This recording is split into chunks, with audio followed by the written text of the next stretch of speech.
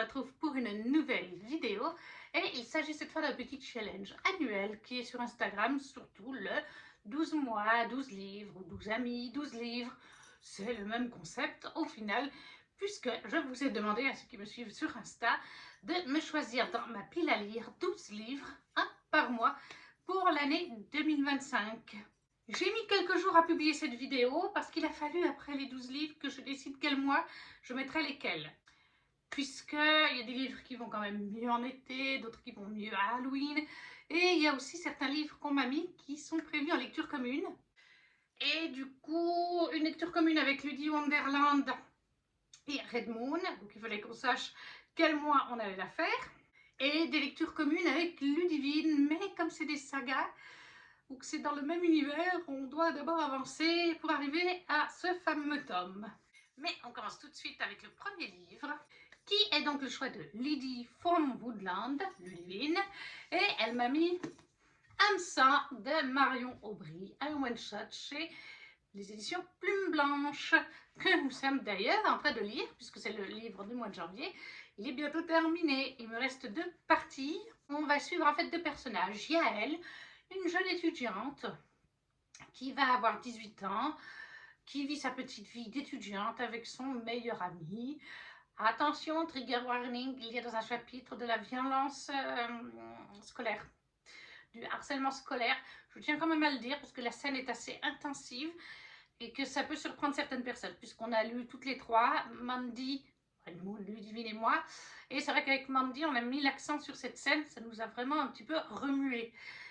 Surtout quand on est concerné, quand soi-même on a eu un peu de harcèlement, pas à ce point-là, mais ça, je préfère prévenir si vous êtes sujet à ça. Et de l'autre côté, on suit le prince Kiael, le prince des fées.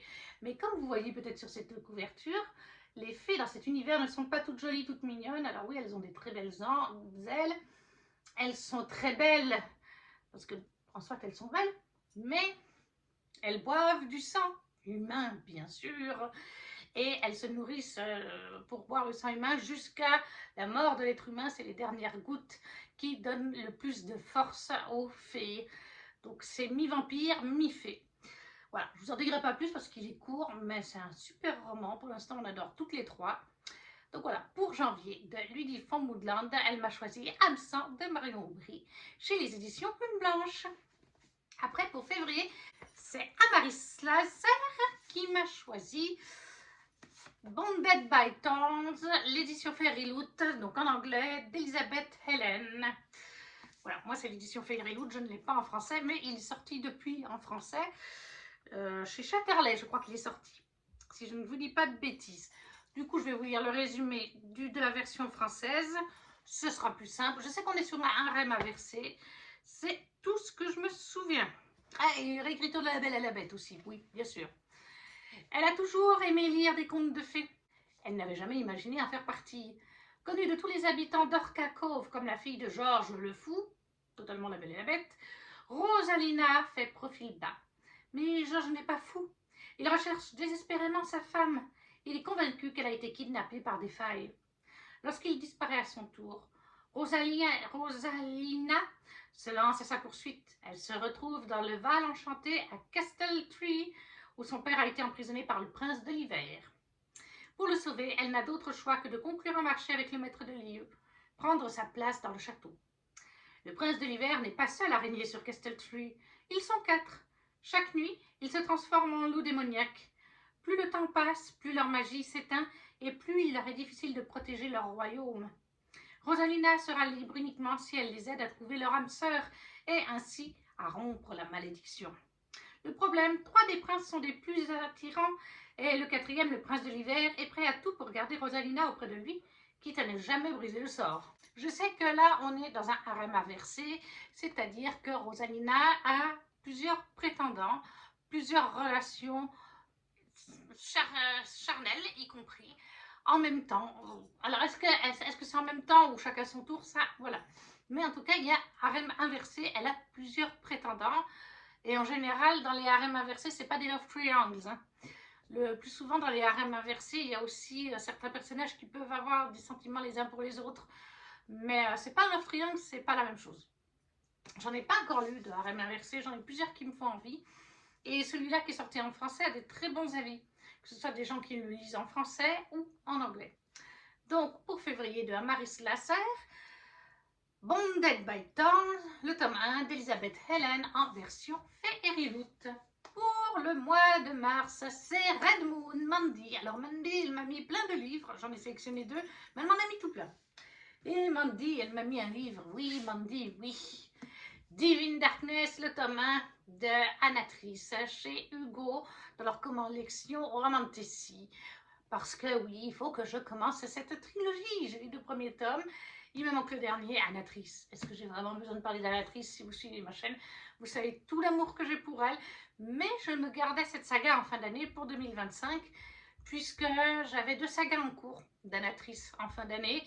J'avais Nos Jeux Clairs Obscurs, que je n'ai pas terminé, la duologie, j'ai le tome 2 à lire, et le spin-off Arthur Wills Holmes, spin-off de Myrina Holmes. Et je voulais au moins finir une de ces 2 sagas avant d'en commencer une nouvelle. J'ai mis au mois de mars, comme ça me laisse le temps peut-être d'acquérir le tome 3 et de lire peut-être en février le tome Nos Jeux Clairs Obscurs que j'ai encore. Danae est la fougueuse princesse rebelle du royaume souterrain réservé aux humains hérétiques, sous les florissantes contrées régies par les Phaédras, de puissantes divinités aussi vénérées que redoutées. Sun, dieu de la lumière, décide de se marier. Contre toute attente, il choisit pour épouse Danae. Or, son frère ennemi, Night, dieu des ténèbres, vient contrarier ce projet en séquestrant sa fiancée. Night pose à sa captive un ultimatum visant à déclencher une guerre contre Sun. Pour éviter la destruction de son peuple par le dieu, la jeune femme accepte de jouer le rôle de sa maîtresse en public et d'intégrer la cour impitoyable des elfes de la nuit, vampires et loups-garous, qu'il dirige d'une poigne de fer. Au cœur du royaume obscur qui respire le mystère et la vie, auprès d'un Phaédra cruel dont les ténèbres divines la fascinent à son insu, Danae devra affûter son instinct de survie, son courage ainsi que toutes les armes à sa portée. Donc pour mars, Divine Darkness d'Anatrice, le tome 1 chez Hugo dans leur filiale Romantici. Et ça, c'est Red Moon qui me l'a choisi. Ensuite, pour le mois d'avril, c'est Sarah Neva qui m'a choisi Anne de Green Gables de Maud Montgomery, Lucie Maud Montgomery. À la base, je les ai pris pour ma mamie, mais c'est vrai que ça m'intrigue quand même, puisque beaucoup de gens, dans ceux que je suis sur Bookstagram, sur Discord ou même sur le coin DLC, le Facebook, ont lu cette saga, la trouvent géniale. Donc, je suis quand même intriguée. Puis, il faut dire que les objets livres chez Monsieur Toussaint Louverture sont magnifiques. Alors là, il n'y a pas vraiment de résumé. Du coup, je l'ai cherché sur Booknode. Et on nous dit: cheveux désespérément roux, visage constellé de taches de rousseur, Anne Shirley est une petite fille curieuse, pleine d'énergie, souvent perdue dans ses pensées, parfois d'une gravité solennelle, sans aucun doute intemporel. Difficile de résister à ce petit bout d'humanité de 11 ans, parfaitement imparfaite, héroïne d'une série de romans qui a su conquérir des millions de lecteurs à travers le monde. Anne de Green Gables, écrit par Lucie Maud Montgomery, et dont le premier tome paru en 1908. Orpheline à l'esprit vif, à l'imagination sans bornes et qui adore employer de grands mots, Anne se retrouve par erreur chez Marilla et Matthew Cuthbert qui attendaient un garçon pour les aider à la ferme. Féministe, involontaire, romantique, impertinente, elle est impulsive, dramatique, maligne, drôle.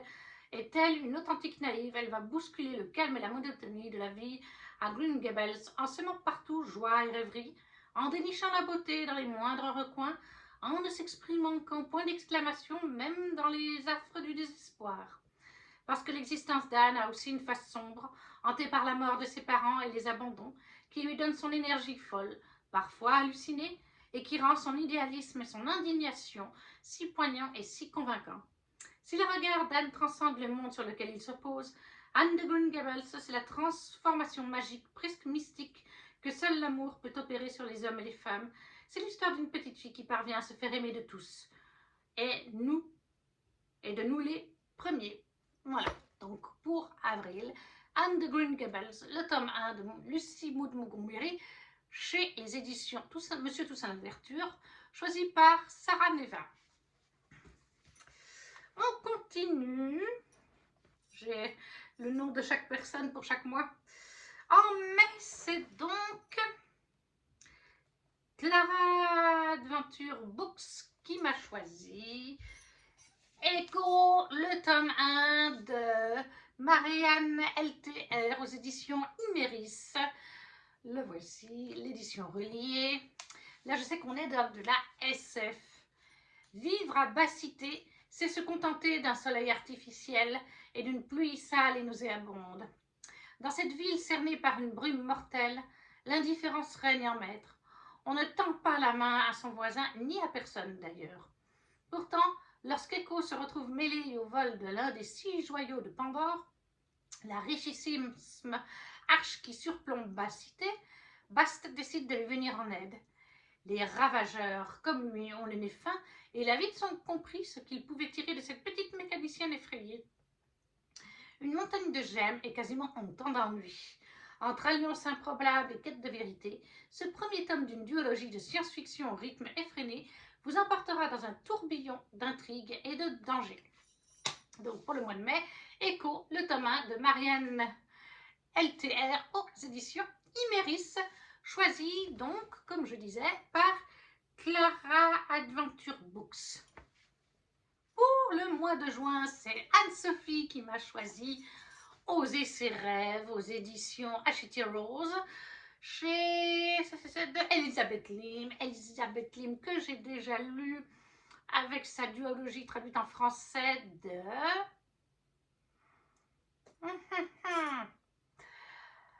Je crois que c'est elle qui a fait les 6 couronnes écarlates, si je ne me trompe pas. J'hésite toujours entre les 6 couronnes écarlates ou la fille de la déesse de la lune, mais il me semble que c'est les 6 couronnes écarlates. Et elle a écrit d'autres romans chez Hachette Rose pour la collection Twist and Tales. Et là, on est sur celui de Cendrillon. On est dans les réécritures inspirées du dessin animé de chez Disney. Et si un événement avait été changé dans le dessin animé?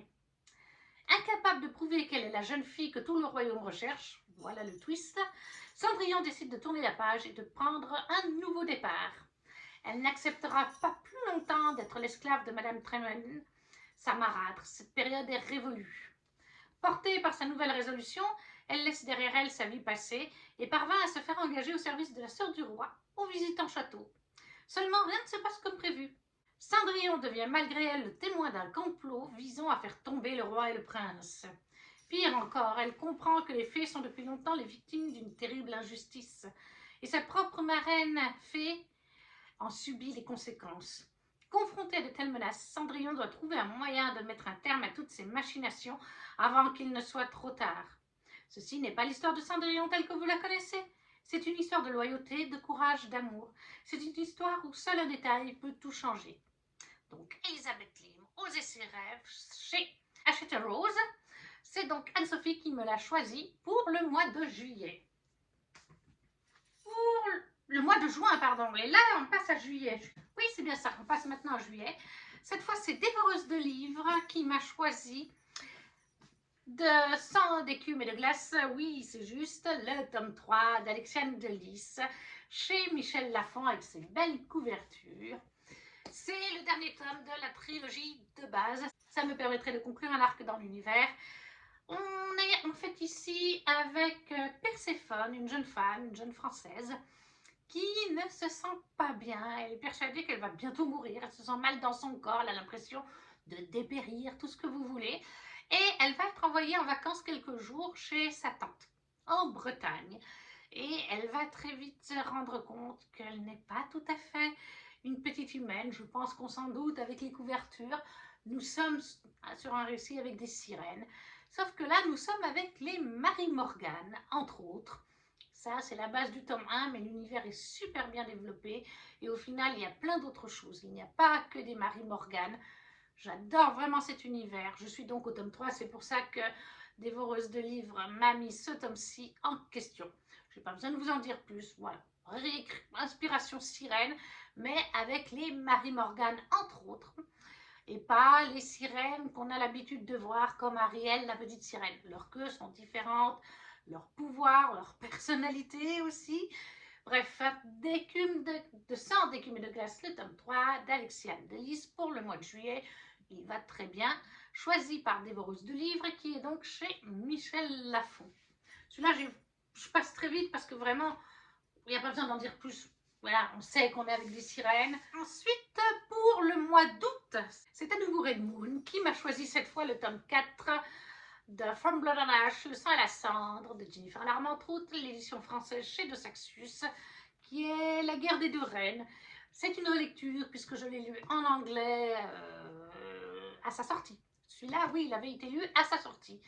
Et je l'ai mis plus tard dans l'année, puisqu'en fait, Ludivine en est à ce tome, il me semble, et qu'on doit se le lire ensemble. Sauf que là, on est déjà en LC sur Hameçon, il y a d'autres LC qu'on veut faire, y compris des LC vis-à-vis des éditions Plume Blanche, pour les Imaginales, pour le Salon du Livre de Genève, donc je l'ai mis plus tard dans l'année.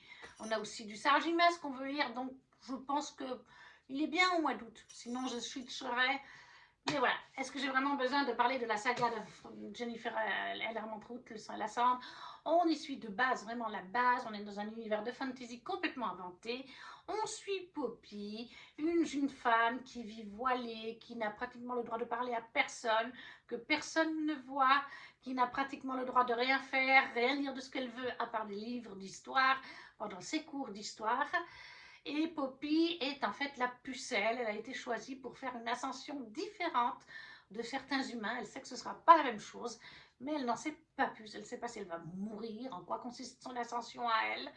Et elle va faire la rencontre de Hawk, un garde qui va beaucoup l'attirer, un garde qui va la pousser à changer. Et ça va mener sur bien d'autres choses, avec des dieux, avec des créatures de différentes sortes. Bref, un univers ultra vaste, ultra riche, ultra complet, avec une saga spin-off maintenant, qui plus est. Donc, le tome 4 du sang et la cendre en français de Jennifer L. Armentrout chez De Saxus, qui est choisi aussi par Red Moon pour le mois d'août. Pour le mois de septembre, c'est Lily Black's Readings qui m'a choisi Crescent City, le tome 3 de Sarah Gimas, la version française. Et là, je l'ai mis vraiment loin. C'est une relecture pour moi. J'ai lu dès sa sortie, dès le premier jour, en VO. Mais je le mets loin parce qu'en fait, Ludivine, de Lydie von Wondland, coucou si tu passes par là, souhaite le recommencer. Parce qu'elle en avait lu peut-être 20 chapitres ou quelque chose comme ça, je ne sais plus. Même pas. Elle avait peut-être lu 100 pages ou 150 pages. Sur un pavé comme ça, c'est pas beaucoup. Et en fait, elle aimerait le reprendre de zéro. Seulement, elle sait qu'il est bien d'avoir lu tous les autres sagas de Sarah Gimas, Keleana et Akotar. Bon, Akotar, elle a tout lu, ça, elle est à jour. Keleana, elle a lu le premier, je crois qu'elle est dans le deuxième. Et en fait, on veut se lire, en tout cas, le 3 ensemble, plus le tome 0.5, avant de se lancer dans celui-là. Moi, je trouve qu'en tout cas, il faut lire jusqu'au 3 inclus, parce qu'on rencontre de nouveaux personnages dans le tome 3, et ça peut avoir son importance vis-à-vis de Crescent City, mais je ne peux pas vous en dire plus, sinon ce serait vous spoiler. Mais du coup, c'est pour ça que je l'ai mis plus loin, parce qu'on a dit que Keleana tome 3, on se le lirait ensemble. Vous avez vu qu'on doit aussi lire Le sang et la cendre tome 4. On est sur Hameçon, on a des essais prévus chez Bookmark, donc je l'ai mis bien plus tard, comme ça, ça nous laisse le temps d'avancer Keleana, et plus tard dans l'année de se mettre cette grosse brique. Dans Crescent City, on est dans un univers de fantasy complètement inventé, où on suit Bryce Greenland, une mi-humaine, mi-faée, et lors du premier tome, sa meilleure amie, c'est pas un spoiler, c'est marqué dans le résumé, va mourir dans des circonstances très étranges à cause d'une créature, et 2 ans plus tard, les meurtres recommencent de la même façon. Du coup, les anges demandent, enfin celui qui s'occupe de la ville, un archange, lui demande d'aider Huntaltar dans sa chasse, sa traque à la vérité, à savoir qui est le meurtrier de Danica et des nouvelles personnes 2 ans plus tard, puisque Danica a été la première et que du coup, Bryce la connaissait bien et pourra peut-être réunir des preuves, des éléments que Huntaltar, un ange déchu, l'Ombra Mortis même, il s'appelle de nos jours, ne pourra peut-être pas trouver ou mettra plus de temps à chercher. Voilà. Et au début, entre Hunt et Bryce, c'est pas le grand amour au début, mais on se doute, c'est son love interest. C'est bon spoiler, c'est dans le résumé, hein, on s'en doute si on nous parle de Hunt dans le résumé. Mais voilà, donc c'est un univers riche, très riche. Et en fait, Sarah J. Maas, sans pousser trop loin et sans révéler comment, pourquoi, mais Sarah J. Maas a créé tout un multiverse entre ces trois univers. Voilà, ça, c'est juste une base. Et ce tome 3 est vraiment à lire pour moi, comme je vous dis, au grand minimum, après avoir lu tout à Cotard et jusqu'au tome 3, inclus grand minimum de Kelena. Idéalement, il faudrait même avoir lu les autres tomes jusqu'au dernier. Moi, c'est vraiment le conseil que je vous donne. C'est quand le tome 1 de Kelena, de Crescent City est sorti en VF, j'avais déjà lu le tome 1 d'Akotar et le tome 1 de Kelena. J'ai lu celui-là et j'avais déjà des choses où je tiltais, vous voyez. Et puis après, j'ai lu tout à Cotard. Je les ai enchaînés jusqu'à la sortie du tome 5 en VO. Et j'ai continué Kéléana, d'abord en français, puis après en VO avec mon amie de lecture Amélie. Si tu passes un jour par là, je sais que tu as arrêté de lire pour l'instant. Et quand le tome 2 est sorti, eh bien, je crois qu'on avait déjà tout lu Kéléana. Ou du moins, on était bien avancé. Donc, j'ai tout de suite vu les indices. Voilà. Il y a des choses grosses. Et dans ce tome 3, il y en a d'autres. Je ne les ai pas vues venir. Autant me dire, je ne les ai pas vues venir. C'est quand elles ont été sous mes yeux que j'étais là. Donc oui, il faut aussi lire Kéléana. De Saxus a dit oui, non, mais il n'y a pas besoin d'avoir lu Kéléana. Plus à Cotard, nous sommes d'accord, mais pas Kéléana. Oui, mais non, moi je ne suis pas d'accord. Il y a quelques connexions avec Kéléana. Si vous ne les avez pas lues, si vous n'avez pas rencontré certains personnages de Kéléana, vous ne pourrez pas faire les connexions. Tandis que là, plus on avançait dans ce tome, plus je me disais, mais ce personnage... Et puis quand c'est tombé dessus, pam, je dis, ah bah ouais.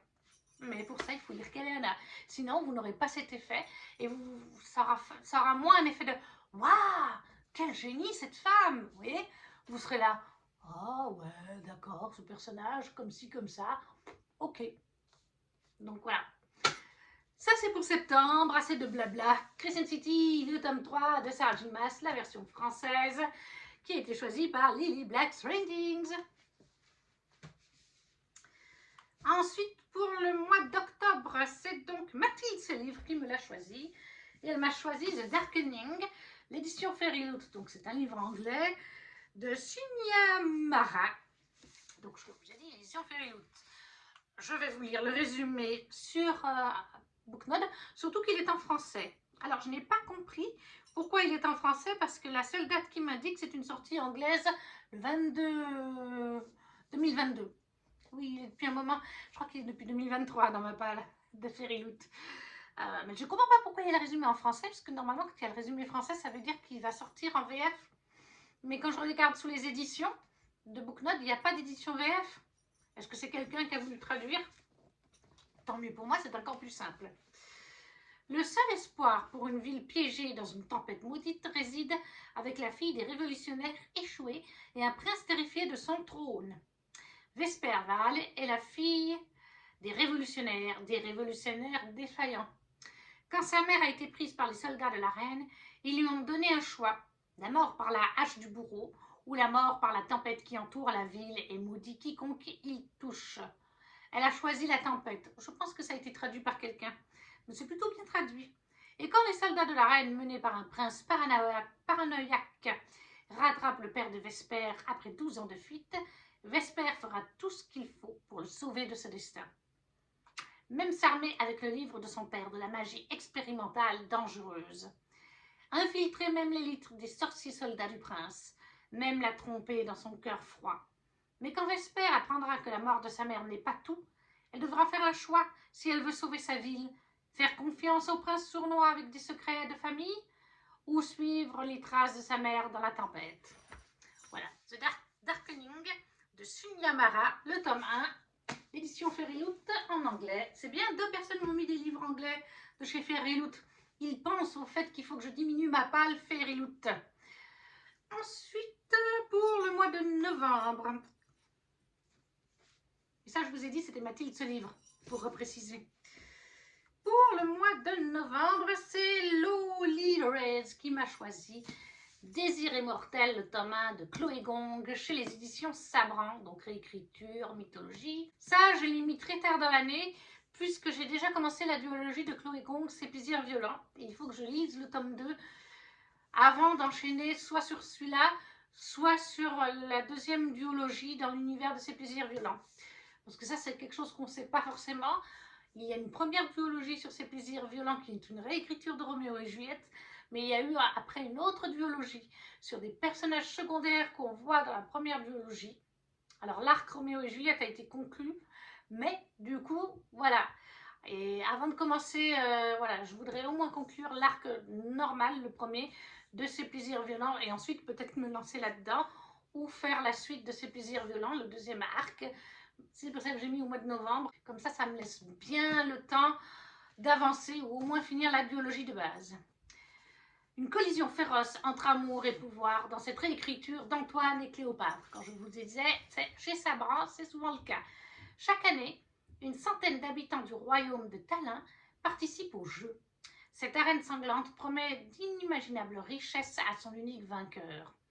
La princesse Kala Tuoleimi a déserté le palais après l'assassinat de ses parents de sa propre main. Espérant débarrasser le royaume de sa monarchie tyrannique, elle pourra mettre un point final à son plan si elle triomphe des jeux. Anton Macusa, membre en exil de la famille royale, espère sauver son amour d'enfance, gravement malade grâce au gain qu'il tirera des jeux. Confiant et indolent, il est certain que ses pouvoirs inégalés le guideront jusqu'à la victoire. Bien qu'ayant des buts différents, Kala et Anton scelleront une alliance dans l'intensité, consumera tout sur son passage. Kala devra alors décider si elle se bat pour la loyauté envers son royaume ou par amour.